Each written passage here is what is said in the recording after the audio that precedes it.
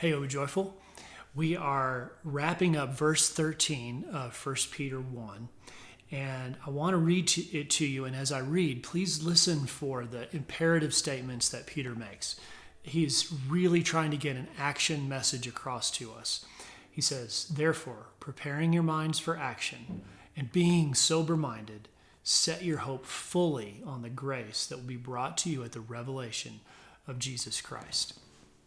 When he says set your hope fully on the grace of Christ that's revealed at the time of Christ, he is saying that hope is anchored in absolutely a place that we have total confidence. It's just set in stone. This hope that we're holding on to has an object and timing. And the timing we talked about in a previous living room session back in number 24 around Peter.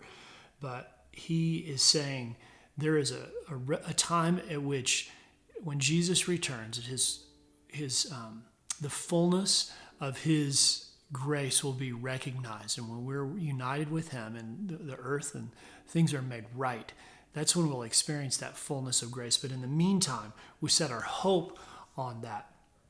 And in that grace. And we're never going to touch on what grace really means. We're never going to feel that full experience by talking about it. But I do want to say this. Mercy is when we don't get what we deserve. And mercy is related to grace. It's kind of a subcomponent of grace. Mercy is when we don't get what we deserve. But grace is mercy. We don't get what we deserve, but we also receive a blessing. And in this case, that blessing is salvation, something we cannot deserve. We couldn't possibly earn. Paul talks about it in 2 Corinthians 12, verse 9. And he said to me, my grace is sufficient for you. My grace is a rock for you, because the power is perfected in weakness. Therefore, I will boast gladly in my weakness, in order that the power of Christ may reside in me. See, that idea of weakness, of not being able to merit grace, is so important to us understanding what we receive from Christ and that hope that we have, that we can't lose that we're completely able to be connected to him within that, and we have hope in that, and we can have confidence in it.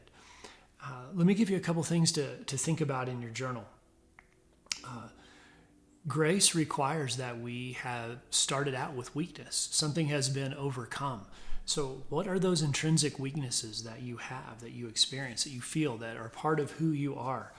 And then remember that weakness doesn't mean that we don't have value, lest Christ wouldn't have died for us. So write about for a moment what it is that your weakness has been covered, that your weakness has actually been lifted up to a place of something that we can be thankful for. Grace, again, it's just too much for us to talk about.